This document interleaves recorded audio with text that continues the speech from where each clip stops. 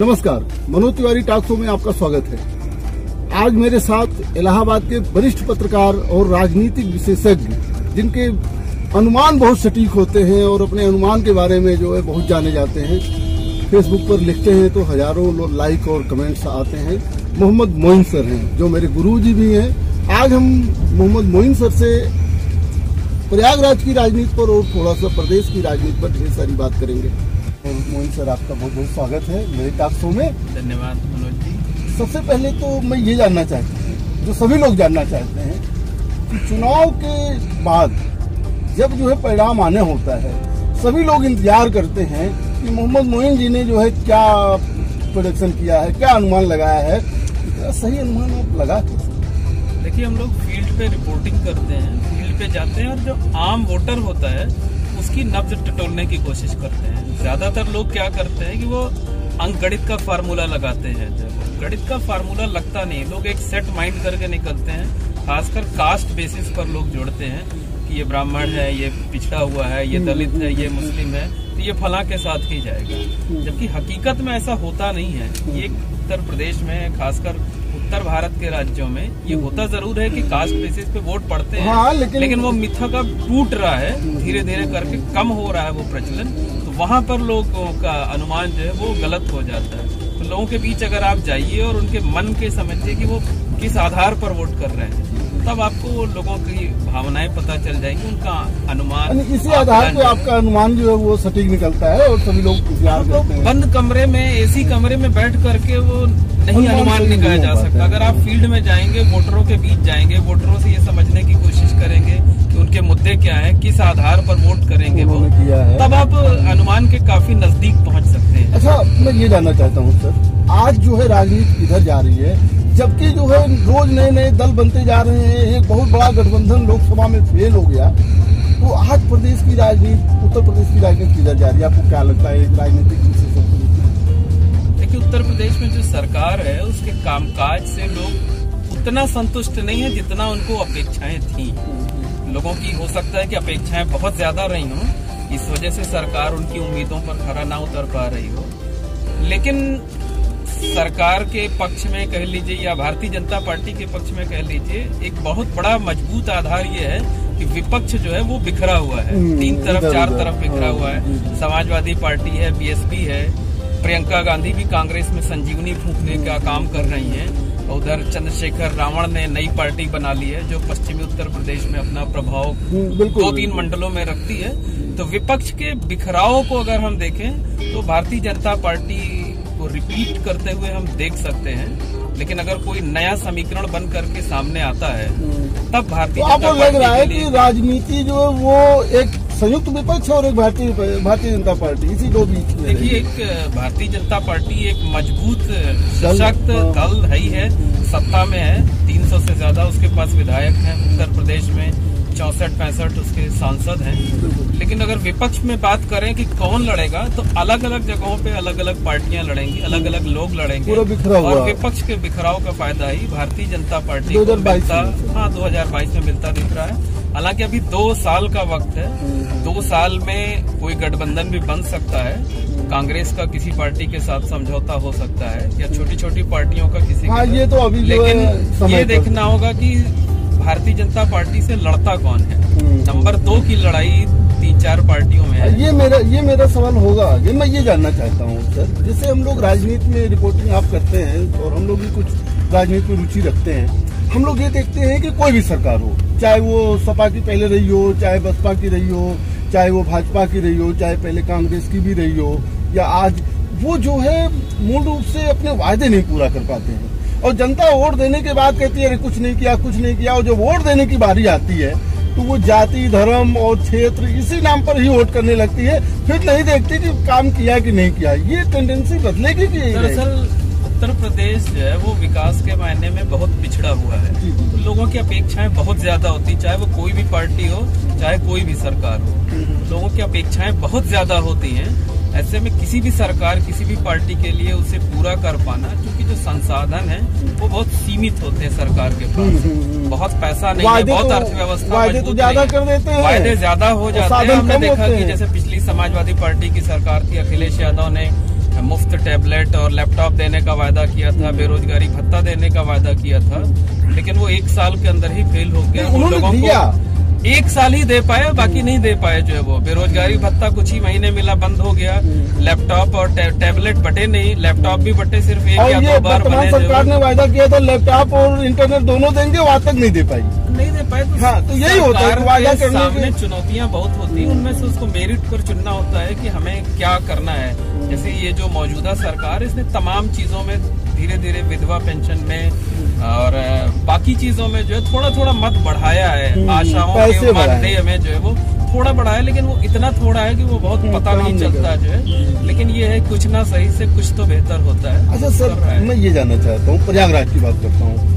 प्रयागराज में जो 12 विधानसभा क्षेत्र है, 9 भाजपा के विधायक हैं, 2 विधायक यहाँ मंत्री हैं, खुद जो है उप मुख्यमंत्री भी प्रयागराज से ही बिलोंग करते हैं।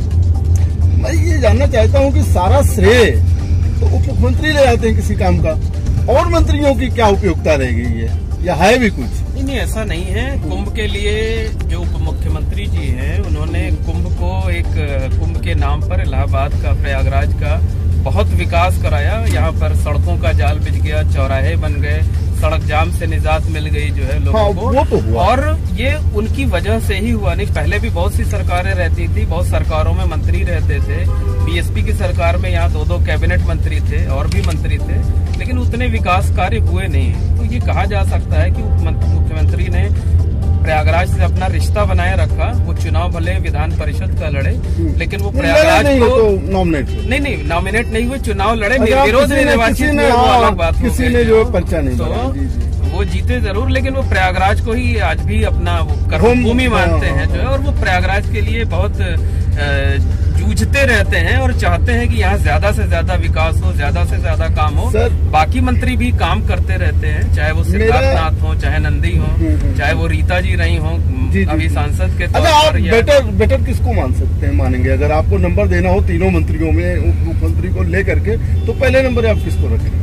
नहीं, सबके अपने अपने योगदान है, सबकी अपनी अपनी कोशिश है। जैसे शहर पश्चिमी में जो रेलवे ओवरब्रिज बन रहा है बेगम बाजार का, वो सिद्धार्थ जी ने प्रयास किया। नंदी जी हैं, वो भी अपने क्षेत्र के लिए प्रयास करते रहते हैं। उप मुख्यमंत्री जी हैं, वो पूरे प्रयागराज के लिए, पूरे मंडल के लिए जूझते रहते हैं, प्रयागराज के लिए भी, कौशाम्बी के लिए भी करते रहते हैं। मैं ये जानना चाह रहा था कि इतने मंत्री होने के बाद इतनी सड़कें, वो सारी चीजें बनी, लेकिन अभी इन्होंने वादा किया था कि हम एम्स दे देंगे, हम तमाम ऐसे औद्योगिक इंस्टीट्यूशन लगा देंगे कि लोगों को रोजगार मिलेगा। मुझे नहीं लगता कि इलाहाबाद में ऐसा कुछ हुआ है, कि होने वाला है कुछ, आपको जानकारी हो? देखिए, सड़कों का जाल बिछा है। अभी जो उप मुख्यमंत्री जी से हमारी बात हुई थी, उन्होंने बताया कि इसमें inner ring road, outer ring road का जाल बिछाया जाएगा और उससे तमाम जगहों पे लोगों को रोजगार के अवसर मिलेंगे। हाँ, ये जरूर है कि कुछ ठोस रोजगार की जरूरत है प्रयागराज के लोगों को। कुछ फैक्ट्रियां लगे, कुछ बड़े प्रोजेक्ट आए जिससे लोगों को सीधे तौर पर ज्यादा रोजगार मिल सके। हालांकि सरकार प्रयासरत है, जो मुख्यमंत्री, उप मुख्यमंत्री हैं, जो सांसद विधायक यहाँ के हैं, प्रयासरत हैं और वो बार बार कमिटमेंट भी कर रहे हैं, लोगों को भरोसा भी दिला रहे हैं। अपरोक्ष तौर पर लोगों को रोजगार मिला भी है, लेकिन और किए जाने की जरूरत है। और आप एक वरिष्ठ पत्रकार हैं, अंदर तक आपके सूत्र भी हैं, ये कहाँ तक सही है जो सुना भी जा रहा है, इसको सही बताइए सर, कि मुख्यमंत्री और उप मुख्यमंत्री में कुछ पट नहीं रही है। देखिए, इस बात का जवाब खुद उप मुख्यमंत्री ने कल एबीपी न्यूज का कार्यक्रम था कॉन्क्लेव लखनऊ में, सरकार के 3 साल पूरे होने पर उन्होंने, उनसे ये सवाल पूछा गया तो उन्होंने साफ तौर पर खुद ही ये कह दिया कि विपक्षियों के पास जब काम का कोई जवाब नहीं है तो इस तरह की ओछे आरोप लगा करके अपनी राजनीति चमका रहे हैं। हमें लगता है कि उससे ज्यादा कुछ कहना जो है, उनकी बातों में ही सारे जवाब आ गए हैं। मतलब मुख्यमंत्री और उप मुख्यमंत्री में कोई विरोध नहीं है। देखिए, ऐसा है कि जब घर में 2 भाई रहते हैं, पति पत्नी रहते हैं, तो जरूरी नहीं कि सारी बातों पे सहमत हो जो है वो। कुछ चीजों पे सहमति असहमति हो सकती है, लेकिन जहाँ पर प्रदेश के विकास की बात है, प्रदेश के डेवलपमेंट की बात हो रही है, तो वहाँ पर तो सब एकजुट होंगे और रहना भी चाहिए। एक चुनी हुई सरकार से ऐसी ही अपेक्षा लोगों को रहती है। मैं कुछ स्थानीय सवाल करना चाहता हूँ प्रयागराज की। करिए। आपको क्या लगता है कि 2022 चुनाव के पहले विधानसभा प्रयागराज में व्यापक पैमाने पर दल बदल हो सकता है? हाँ, वो हर चुनाव में होता है। चाहे लोकसभा का चुनाव हो, चाहे विधानसभा का चुनाव हो, चाहे स्थानीय स्तर के चुनाव हो, वो हर चुनाव में होता है। तमाम महत्वाकांक्षी राजनेता हो गए हैं, तमाम लोग हैं जो टिकट के लिए लालायित रहते हैं। सबको नहीं मिल पाता तो दूसरे दलों में भी लोग संभावनाएं तलाशते हैं। ऐसे भी उदाहरण देखे गए हैं पहले कि एक एक नेता जो वो 3-3 पार्टियों में जो है वो चक्कर लगाते रहते हैं कि टिकट कहीं से मिल जाए जो है। इसकी संभावना है प्रयागराज में 2022 से पहले हो बिल्कुल रहेगी। खासकर सबसे ज्यादा मारामारी भारतीय जनता पार्टी के टिकट को लेकर के रहेगी, क्योंकि सत्ताधारी पार्टी है, फिलहाल बहुत मजबूत नजर आ रही है। उनके यहाँ तमाम मौजूदा विधायक हैं, तमाम और मौजूदा विधायकों को टिकट कटेंगे 2022 में। अभी 2 साल का वो है, परफॉर्मेंस के आधार पर वो तो पार्टी निर्णय लेगी। 2022 में भाजपा के पास तो वैकेंसी नहीं है, खाली 3 सीट खाली, जिसमें 2 अपना दल की है और एक जो है उज्ज्वल रमन जीते जो भाजपा की है। अब मैं यही जानना चाह रहा था कि मैं सर आपसे इसके पहले बात अभी हो रही थी कि दल बदल वाली, इस पर ही मेरा एक सवाल और था। हम लोग हमेशा देखते हैं, जितने साल से हम लोग चुनाव को कवरेज कर रहे हैं, हमेशा देखते हैं कि चेहरे बदल जाते हैं, मतलब चेहरे वही रहते हैं, पार्टियां उनकी बदल जाती हैं। मैं ये कहना चाह रहा हूँ ये प्रवृत्ति कहाँ तक सही, नए नेता आ नहीं पा रहे। नहीं, ऐसा नहीं है। आज की राजनीति का दोष है और उसके लिए हम मानते हैं कि जो जनता है वो जिम्मेदार है। कई बार होता है कि बहुत अच्छे लोग राजनीति में रहते हैं, चुनाव भी लड़ते हैं, लेकिन लोग कहते हैं अरे ये अच्छा तो है लेकिन ये जीत नहीं पाएगा, इसकी पार्टी कमजोर है। तो लोग पार्टियों के आधार पे, और जो लोग बहुत धनी होते हैं या बाहुबल होता है जिनके पास, मतलब हर तरह से जो ज्यादा सक्षम होते हैं, तो जनता भी उन्हीं को वोट करना पसंद करती है। तो ये राजनीति का गलत ट्रेंड है और जनता को खुद सोचना चाहिए कि कौन अच्छे लोग हैं, कौन हमारे सुख दुख में हमारे साथ खड़े रहेंगे, कौन उस योग्य हैं जो सांसद और विधानसभा में पहुंच करके बोल सकते हैं, अपनी बात रख सकते हैं, कानून की समझ रखते हैं, मुद्दों की समझ रखते हैं। तो ये जनता को चाहिए कि आज तो यही है सर कि एक विधायक को हम लोग देखते हैं कि वो मेयर का झगड़ा निपटाने में लगा है, हैंड पाइप बांटने में लगा है, सड़क बांटने में लगा है। विधायी काम से तो उसका मतलब ही नहीं रहता। पूरे 5 साल बीत जाते हैं, एक भी सवाल वो डायरेक्ट न पूछते हैं, न चर्चा में भाग लेते हैं विधानसभा या लोकसभा में। मेरा सर एक अगला इसी से जुड़ा हुआ सवाल ये था, आपको लगता है कि सपा बसपा गठबंधन तोड़ के आपस में इन लोगों ने 2022 में बीजेपी को दोबारा मौका दे दिया? देखिए, वो जो लोकसभा चुनाव में गठबंधन हुआ था, वो गठबंधन ही बेमेल गठबंधन था।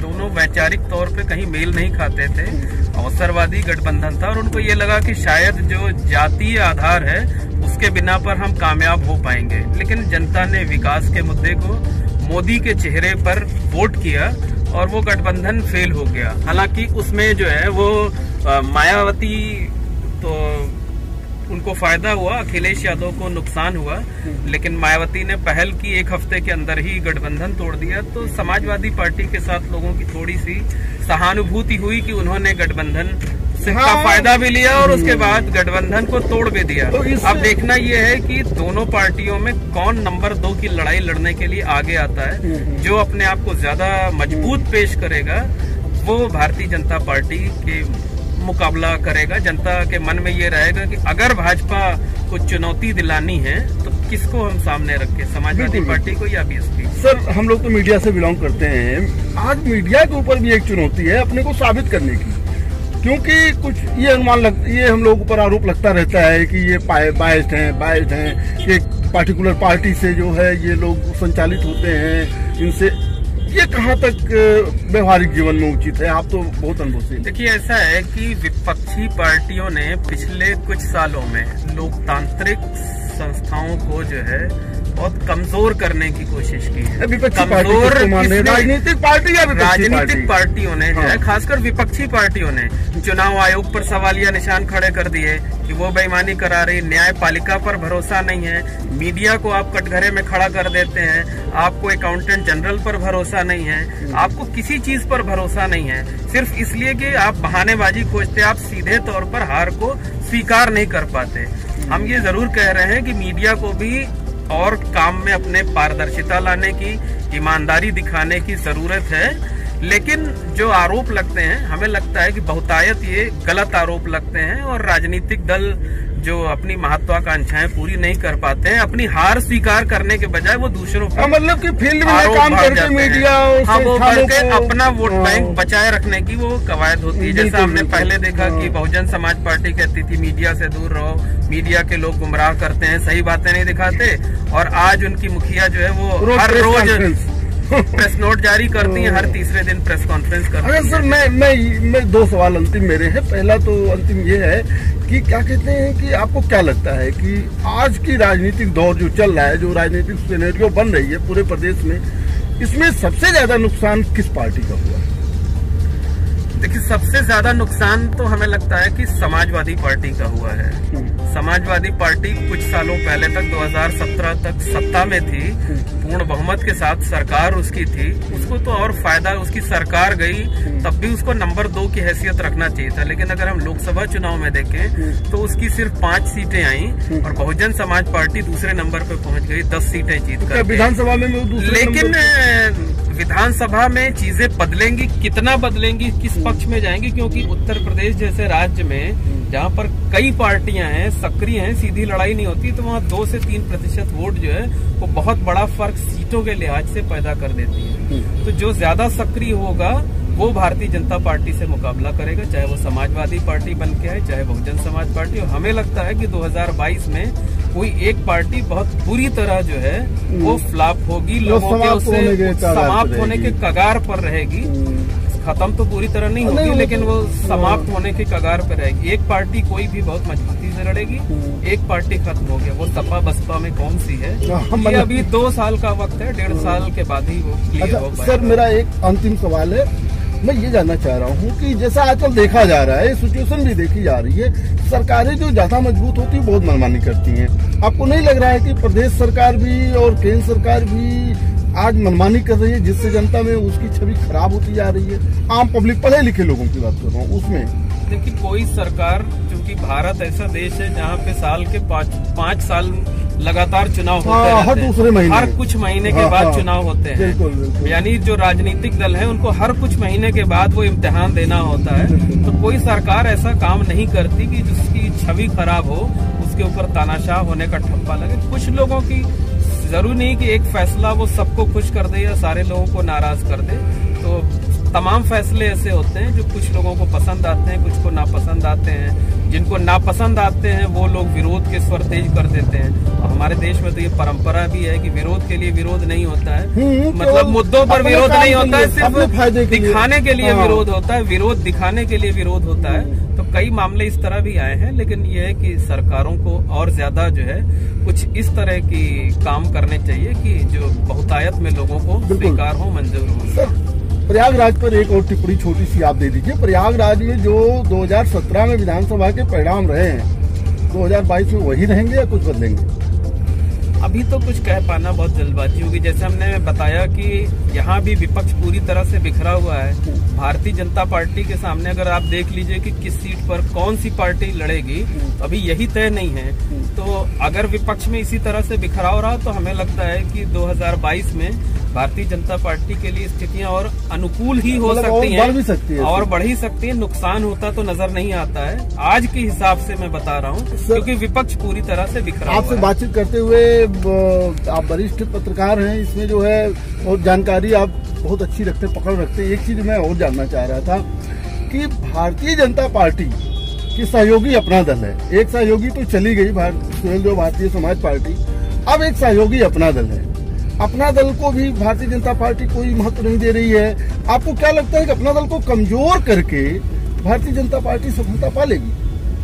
देखिए, ऐसा है कि जैसे आपने पहले बताया कि एक पार्टी साथ छोड़ चुकी है, भारतीय जनता पार्टी, योगी सरकार ने उनको मंत्रिमंडल से बर्खास्त किया ओम प्रकाश राजभर को, और ओम प्रकाश राजभर सत्ता में रहते हुए वो लगातार विपक्षी पार्टी की भूमिका निभा रहे थे, जो वो सरकार के हर काम का विरोध कर रहे थे। लेकिन अपना दल इसमें तो ऐसा नहीं। विरोध कर रहे थे, उन्होंने खुद मुझसे, जिस मामले में उनको हटाया गया वो इंटरव्यू मैंने ही उनका किया था बनारस में, जब प्रधान लोकसभा का चुनाव चल रहा था और मोदी जी की सीट थी, उस सीट पर उन्होंने खुद मुझसे, हमारे इंटरव्यू में मुझसे बातचीत करते हुए कहा कि मोदी इस देश के प्रधानमंत्री नहीं बनेंगे और मायावती बनेंगी।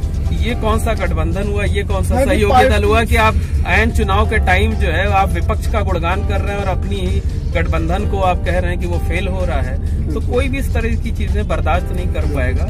रही बात अपना दल की, तो अपना दल की कुछ सीटों पर उत्तर प्रदेश के कुछ हिस्सों में ठीक ठाक पहल है, लेकिन ये भी देखना चाहिए ना हमें कि अपना दल को स्थापित किया, आज अपना दल उत्तर प्रदेश में कांग्रेस से बड़ी पार्टी है, वो भारतीय जनता पार्टी की देन है। नहीं, अपना दल के संस्थापक सोनेलाल पटेल पूरे जीवन चुनाव लड़ते रहे और एक चुनाव नहीं जीत सके थे। तो अगर आज उनके 9 विधायक हैं तो वो बिना भाजपा के मजबूत आधार की वजह से हैं। निश्चित तौर पर भाजपा को भी थोड़ा फायदा मिला है अपना दल को। सर आपको बताऊं, बिना भाजपा के सहयोग के भी अनुप्रिया पटेल विधायक नहीं है। बहरहाल तब तक सोनेलाल पटेल जी का देहावसान हो चुका था। वैसे सर आपने जो है बहुत अपना बहुमूल्य समय दिया मनोज तिवारी टॉक शो के लिए, आपको बहुत बहुत धन्यवाद। धन्यवाद मनोज। जैसा कि आपने देखा, मेरे साथ जो है इलाहाबाद के वरिष्ठ पत्रकार, राजनीतिक विशेषज्ञ मेरे गुरुजी मोहम्मद मोइन सर थे। उन्होंने जो है राजनीति के बारे में बहुत ढेर सारी हम लोगों को जानकारी दिया और उन्होंने ये भी बताया कि विपक्ष पूरा बिखरा हुआ है। अगर विपक्ष बिखरा रहेगा तो 2022 में इलाहाबाद का जो राजनीतिक सिनेरियो होगा वो भारतीय जनता पार्टी के और अनुकूल हो सकता है, प्रतिकूल नहीं जाएगा। राजनीति में कोई मनमानापन आपके अनुसार नहीं हो रहा है, लेकिन लोगों को दिख रहा है। और मोहम्मद मोइन सर का ये भी कहना है कि अपना दल जो सहयोगी है भारतीय जनता पार्टी की, उसका भी अस्तित्व भारतीय जनता पार्टी की वजह से है। इसलिए जरूरी है कि अपना दल भारतीय जनता पार्टी से अच्छे संबंध बना के रखे। आप देख मनोज तिवारी टॉक शो, फिर आपको मिलवाएंगे।